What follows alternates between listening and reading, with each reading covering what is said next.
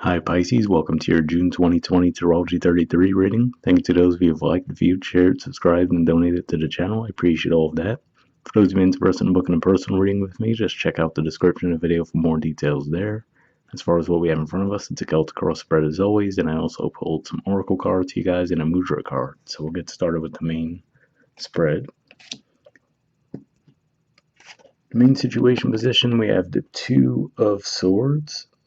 So this is actually in Libra energy, which for you guys is actually your 8th house. So for some of you, maybe you're trying to consider, you're considering investing your money in some way, shape, or form, but maybe you're not quite comfortable doing so at this time, which makes sense. There's a lot of uncertainty around finances in general. But on a more simple level, for some of you, this could even just be saying that you might really be looking forward to traveling and you're just not really sure if the timing is right around that either. And the reason I say that could be the case is in the challenger obstacle position, we have the Page of Wands. So the Page of Wands energy to me usually points to movement and travel in general. So to see this coming up as the challenger obstacle position, and I feel like I've actually seen this for a few signs so far, where this might just be an energy that a lot of people are feeling on the collective, right? As restrictions on stay-at-home orders, depending on where you live, start to be lifted, right? And now everyone's starting to get out and about again. There could be that desire to do it on the one hand, but then also a little bit of second guessing, right? Like, okay, is the timing right? Is it safe, right? So there could just be a lot of hesitation in that regard. And this could be around fixing a situation as well for some of you, possibly a relationship, given that that is Libra energy. In the foundation position, we have the Five of Swords, the Page of Cups, the Three of Pentacles, and the Queen of Swords. So more Libra energy here. So some of you guys can actually be dealing with the Libra. This is actually Aquarius energy here, which for you guys is your 12th house. So really what I'm seeing this saying, because it's kind of a weird combination of energies, but we have that Aquarius energy here. Page of Cups doesn't represent a specific water sign, but of course, since there is the fish there, this could definitely be pointing to your energy. And then that Three of Pentacles energy represents stability. It's a Capricorn energy. And like I was saying, this was Libra. So with these energies coming together, though, what I could see this pointing to is that maybe recently you've just really been going inward. And maybe that's what that Two of Swords energy is pointing to there. Really just reflecting on things more internally. And maybe you've realized the way that you might have been getting in your own way in the past. And again, like I said, since it is Libra energy, it can be around relationships for some of you. So if that's the case, I see you possibly trying to come across and reconcile with someone. And that's certainly a possibility. I mean, we have Venus retrograde right now. You guys are going to have Mercury go retrograde in your 5th house of romance during the month of June as well. And then if that's the case, it looks like you're actually going to make an offer with them to actually build something stable and actually a fair and balanced connection. So that's why I see taking place there. And for some of you, this could also be tied to finances as well, where maybe you're trying to negotiate better conditions in your workplace. In the past position, we have the Magician, the Hangman, and the World. So really with these 3 cards, I'm seeing a similar theme to what I was saying, and this could have happened for some of you maybe as recently as that Scorpio full moon that we had, given that it was making a positive aspect with Neptune in your sign. So this could just be, again, saying that maybe you've looked at things from a different perspective and actually learned the lessons there, as far as realizing that, yes, you might have actually manifested this type of dynamic in the past, right? Where, like I said, maybe you're getting in your own way in some way, shape, or form. But coming to that realization also makes it easier for you to realize that, okay, well, if I was able to get in my own way, right, now I could also get out of my way and get that forward progress. So I feel like that's the energy you guys were going through in the past. In the present position, we have the Five of Cups and the Nine of Wands. So this could really just be pointing to that full moon eclipse that we're going to have in Sagittarius, because that in particular is actually going to be making some aspects with Mars in your sign. So that could really bring some emotions up to the surface around some past disappointments. I mean, we see more 5 energy there, right? We see it in the foundation as well. And if we look at that Page of Wands energy, with the way that it is in the spread, they're actually looking right towards that 5 of Cups. So to me, I feel like this is saying when that full moon energy hits, given that it's going to be aspecting Mars in your sign, and then, where obviously a full moon's a sun opposite moon aspect, could just really have you looking at ways that you might have gotten in your own way in the past and actually feeling disappointed about that, but still willing to actually put in the work to correct them. For some of you, this can be around finances too, because this is Sagittarius energy, and for you guys, that's your house of career and social status.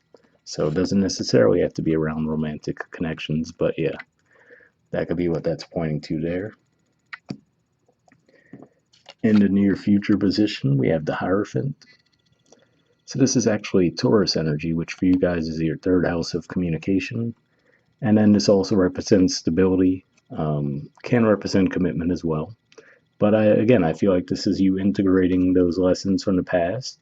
Like I said, maybe even some of that might start to come back up for you again around the time of that full moon. But I feel like for the most part, it looks like you guys have already learned a lesson there and know what needs to take place. This could just be one of those things where the emotions around that situation might just come back up for resolution.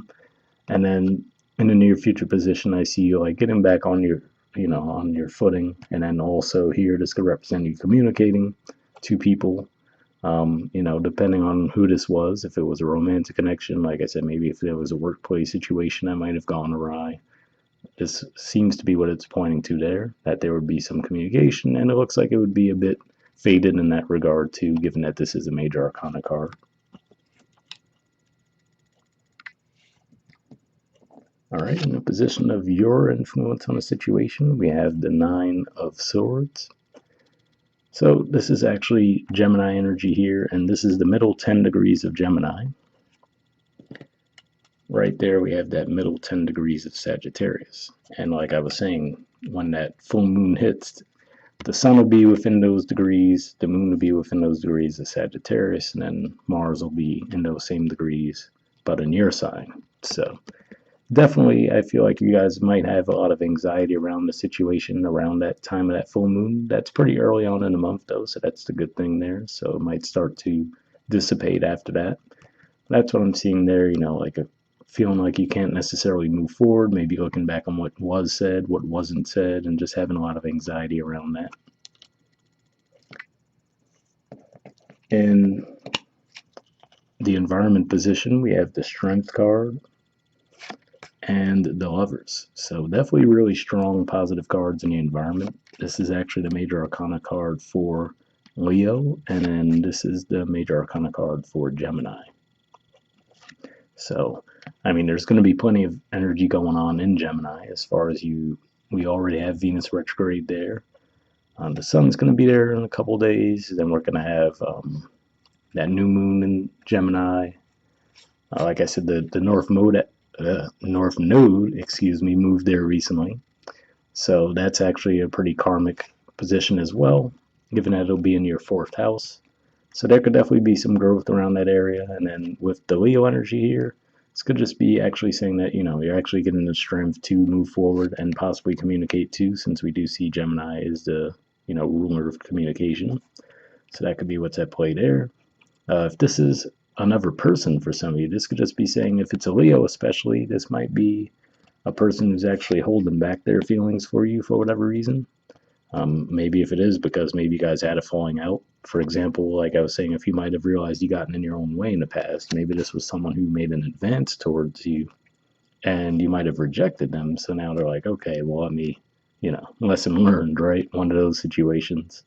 And if it's a Gemini too, I suppose you could look at it that way too, where they might be holding back some feelings as well. And let me see what else comes to mind.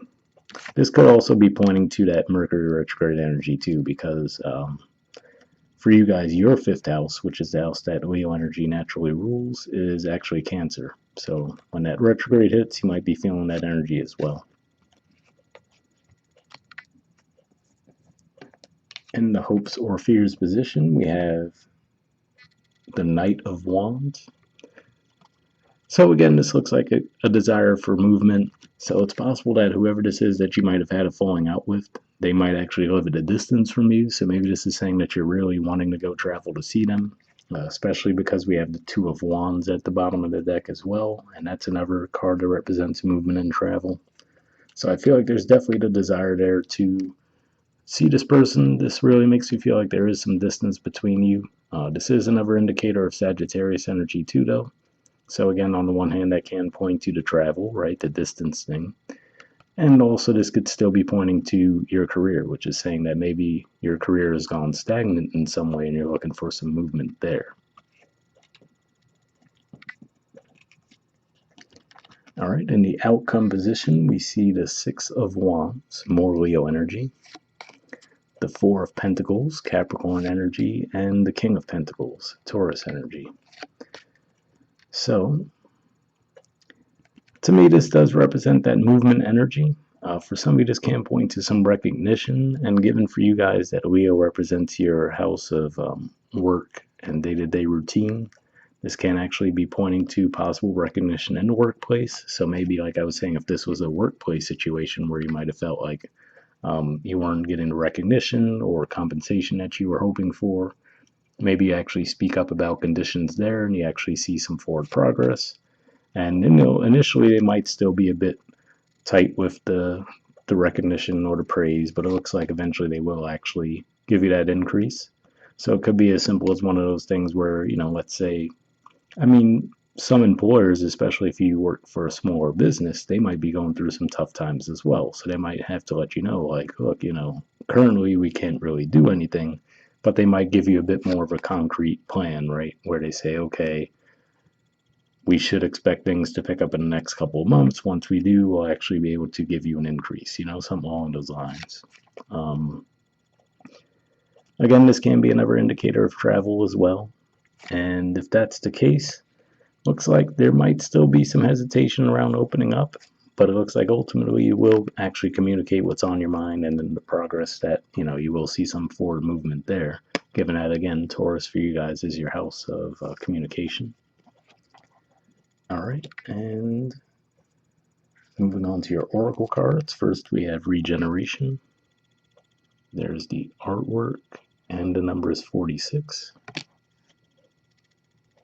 So yeah, this could definitely represent some kind of a second chance. And also, if you guys are dealing with a Scorpio, since we do see the Scorpio energy there, or if you have a Scorpio placement, you might want to check out their reading as well. All right.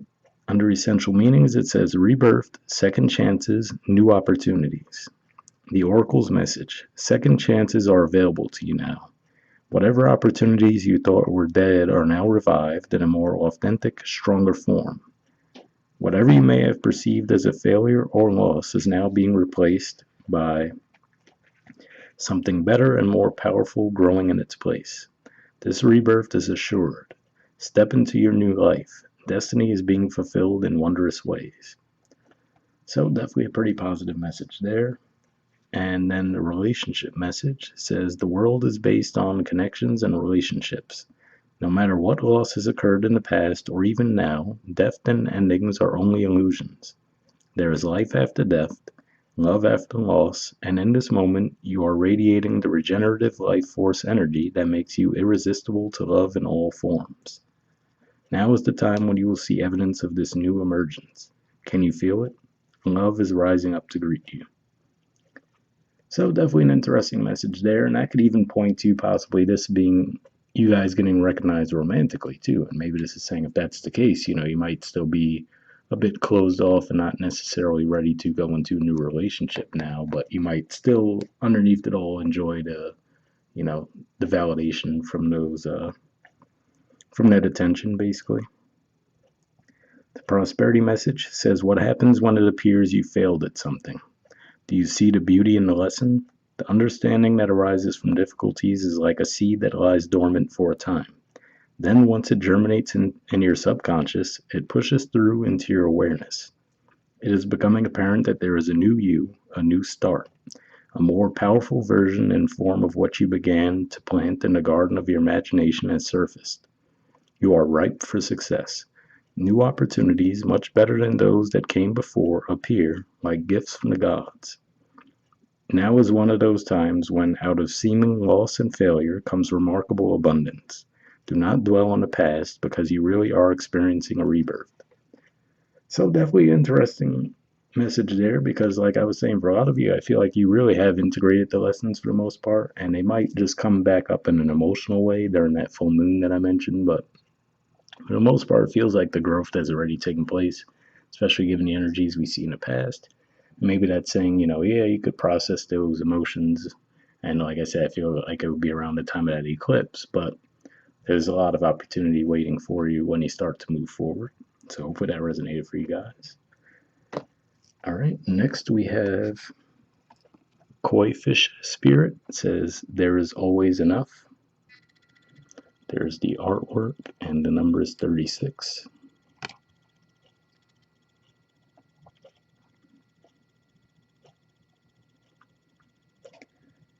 All right, it says, the koi fish who grows big within a small pond reminds us that within each of us is the potential for prosperity.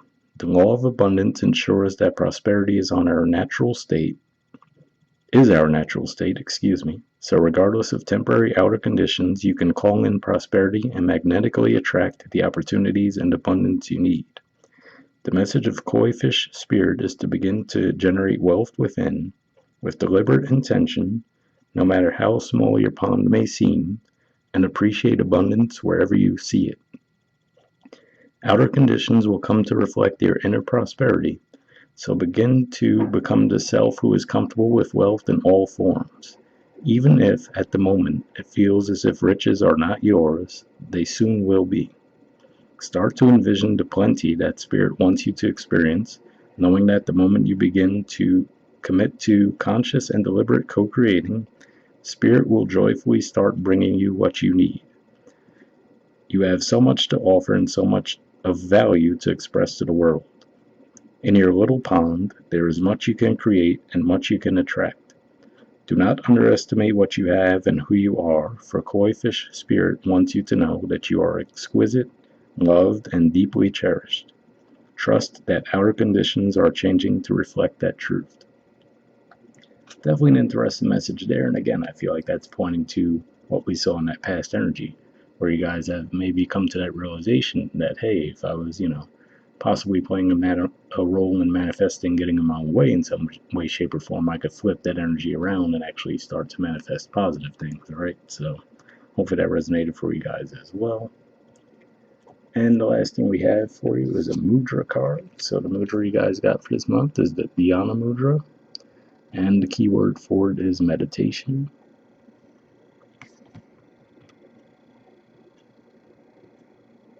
Okay, there's a lot of info on this card, but it looks like most of it fits. Well, let me see. Maybe I'll just, if you guys want to pause it or take a screenshot there, you can to get the top part of it. And then we'll move up so you can see the rest.